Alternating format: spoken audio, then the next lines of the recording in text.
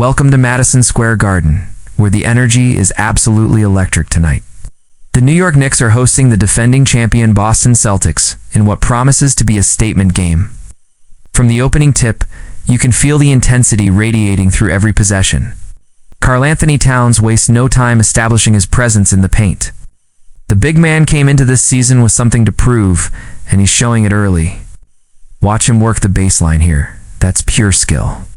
Meanwhile, Jaylen Brunson orchestrates the offense with surgical precision, probing the Celtics defense like a master chess player contemplating his next move. Boston's Sam Hauser is unconscious from beyond the arc. The sharpshooter has connected on 3 early attempts, keeping the Celtics within striking distance. But New York's defensive intensity is suffocating.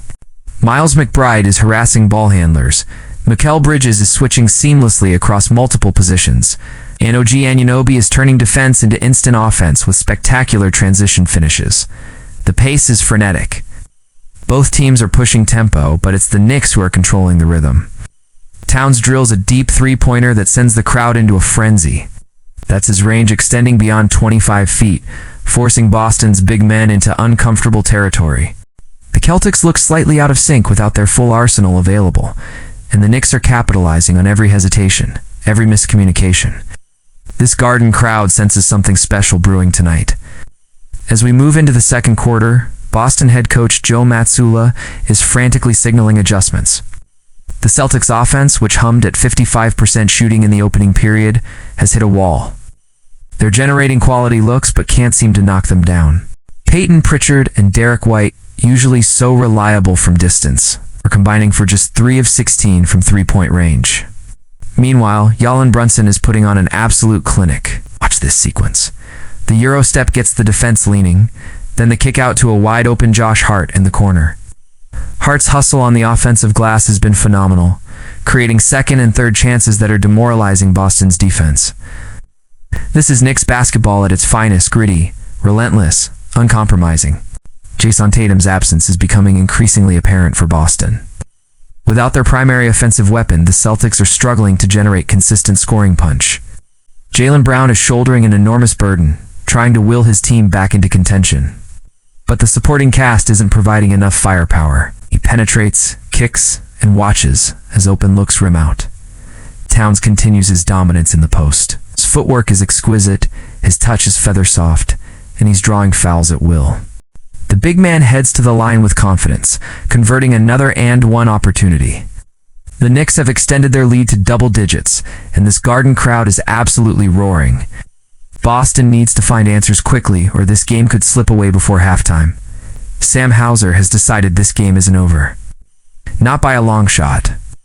The Celtics sharpshooter has caught absolute fire in the third quarter, and we're witnessing something truly special. 5 of 7 from three-point territory for Hauser, including 1 from logo range that defied physics. That shot from 30 feet out, pure confidence, pure unconscious shooting. But here's the remarkable part.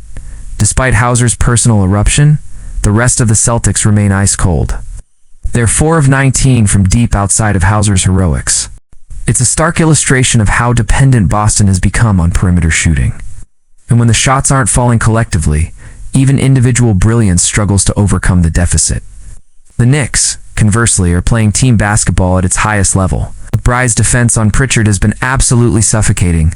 The young guard is in Pritchard's jersey on every possession, forcing difficult shots and uncomfortable passes.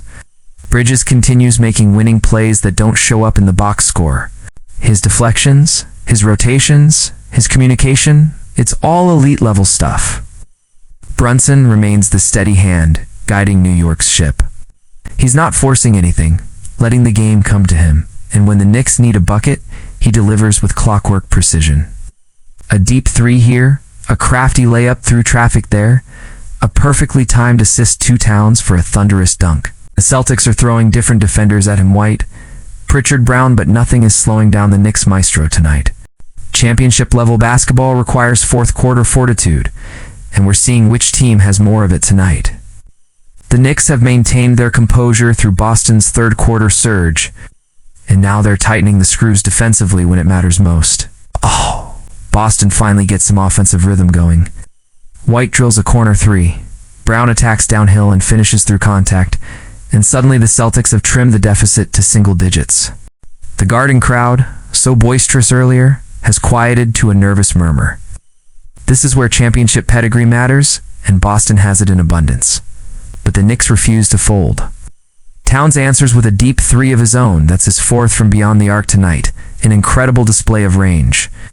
McBride, who struggled for stretches, steps up with a crucial three-pointer that pushes the lead back to 13. All 5 Knicks starters have now reached double figures, a testament to their balanced attack. Brunson continues his masterclass. With the shot clock winding down and the game hanging in the balance, he isolates against Hauser, crosses him over with a devastating hesitation move, and rises up for a mid-range jumper that's all net. 30 points for the Knicks floor general, and he's done it with remarkable efficiency.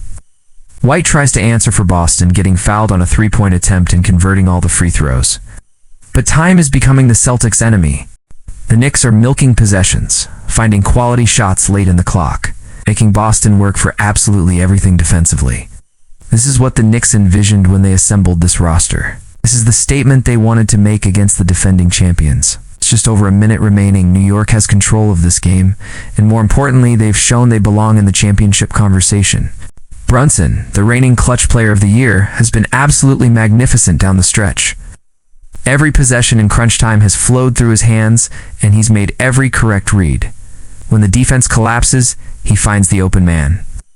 When they give him space, he rises up and delivers. That's leadership. That's what you pay elite point guards to do. Brown makes one final push for Boston, drilling a three-pointer to cut it to single digits, but it's too little too late. The Knicks have answered every run, every challenge, every moment of adversity tonight.